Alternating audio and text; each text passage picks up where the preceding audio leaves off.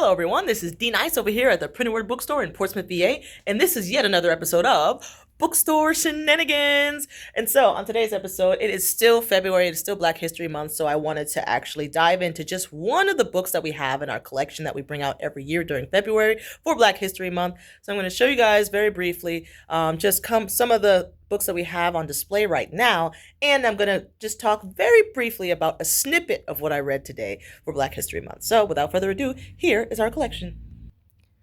So now when you first come into the store, you see this little collection of Richard Wright books. So let me give you a little up close and personal view of what we have by Richard Wright.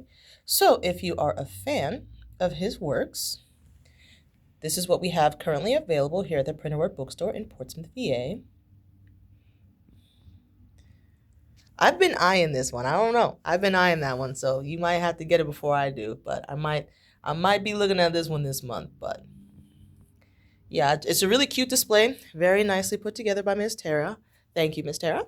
And then also you can get one of these for free. Give the gift of books for everyone on your list. And so we had 100 of these come in for free. So we're just trying to give them away to people. But it's good just to get a vibe as to what type of books are recommended right now. And yeah, I really enjoy it.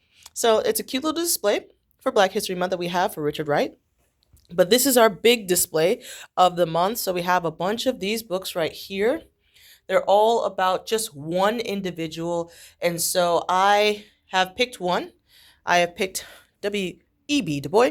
And I read the first two chapters of it to get an idea as to what type of books these are. So they're very easy to read, very easy reads. I like that it's only focused on one individual. They're very standard. All the ones that we have right now, they're all available for $10 as just the set price for no matter which one you pick up. And there are pictures. Like I said, it's a very nice read. So I'll give you guys a little bit of a look-see, a deeper look. But for today, we're going to focus on W.E.B. Du Bois. I apologize if it's Du Bois. I cannot read, but I feel like I've heard it pronounced W.E.B. Du Bois throughout my life. But if it's not, I apologize in advance. But yes, this is the one that I chose to look into very briefly today. So I just want to give you guys a bit of a deeper look. So before I talk to you about my findings, I just want to give you guys a little look-see here. As you can see, there are pictures, very easy read, light readability because the paper is super white and bright. So it's a very good, nice, concise read. If you are someone who is looking to further your education of Black history, really good reads because it's not like overwhelming like going to school and getting a gigantic, super thick, all of the history books. It's focused on one person, super easy, and it's very concise. And the readability of it is very easy. They're not using super complicated words. So I really appreciated that. So I actually looked it up this time, and it turns out it is pronounced Du Bois. You actually do pronounce the S. So I have been saying it wrong my entire life. See, you guys, only day one of learning, and I have already corrected myself of years worth of failure. So here we go. I'm just going to talk very briefly about what I read in this thus far. I only read the introduction in the first chapter. So all I know is an overarching introduction as to who W.E.B. Du Bois was, as well as a little bit of his childhood right before he gets to college. That's where it stops. That's where I stopped reading. So I'm just going to point out just a couple of things that I picked out that I just thought were interesting or just notable as I was reading it. One thing that I personally did not know, but according to my understanding of the introduction of this book, I didn't know that Booker T. Washington and W.E.B. Du Bois were like opposites when it came to like how they did things. So they're on the same team. They're on the same team, but their methods were completely opposite, apparently, as what I am understanding from the introduction from the first chapter of this book right here. And I was like, I was not expecting that. So yeah, that was really interesting. Another thing that I noticed that is probably going to be a running theme with pretty much any of these books that I pick up about activists or prominent figures in Black American history is just the importance of just hard work, the importance of not being lazy, the importance of being diligent, the importance of just putting in the work, especially when all of the odds are stacked against you.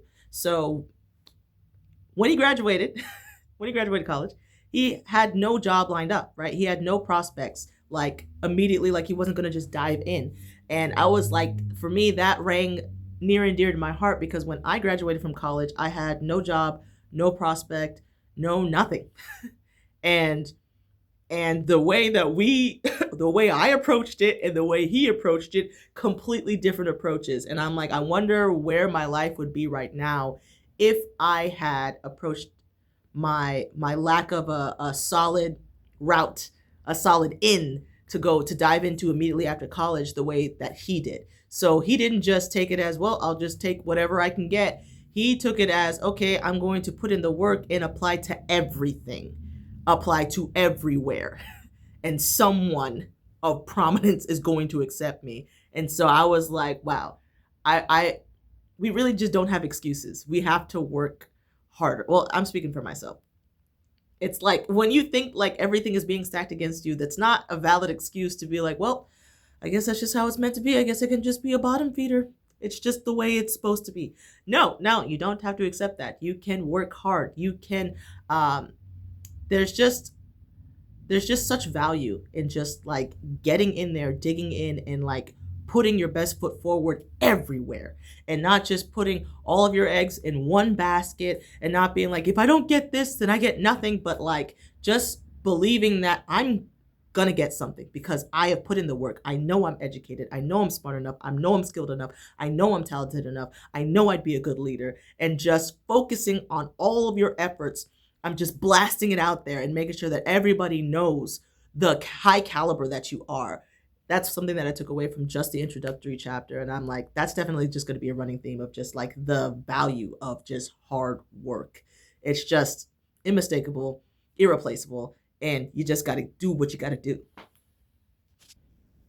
Okay, so the next takeaway that I have from this, the last takeaway, I'm going to try not to babble because I realize I just babbled a lot.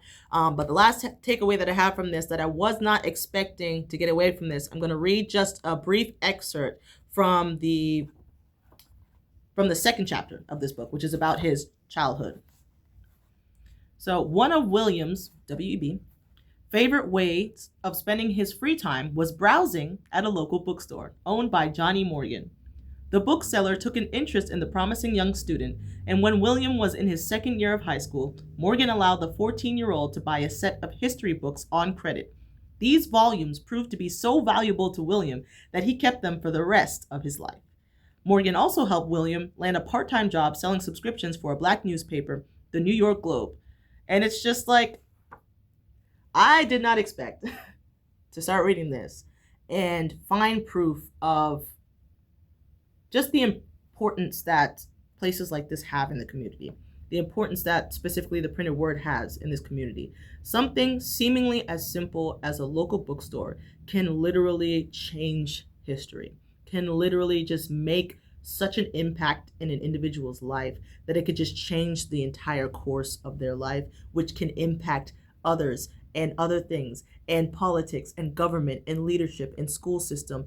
And it's just like, I was not going into this expecting to read something like that, but it just reminded me of how important our role is in the community. And I don't think I really truly understood that until I just read that statement of something as simple as noticing a 14-year-old kid and just noticing how scholarly he is and allowing him to purchase books on credit because you see the potential. You can see just a light and a radiance in him, and you can see where he can be and what he can do if given the opportunity. To give him that opportunity can completely change his life. And so I just pray that after reading this, moving forward, I understand the responsibility that we have as a local bookstore to really just be a light in this community and to start looking out for members of this community, to really start asking ourselves, what can we do for everyone who walks through those doors? How can we positively impact their life? How can we inspire the youth?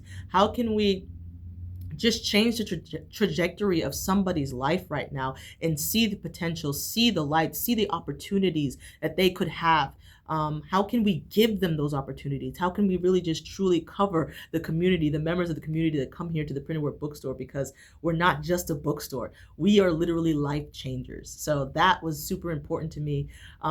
Being someone who works at an indie bookstore, a local bookstore, and knowing how important our role really is in the community was just like, what? I did not go into this. I did not go into this expecting to read that. So I was just like, man, I'm feeling pretty good about the printed word right now.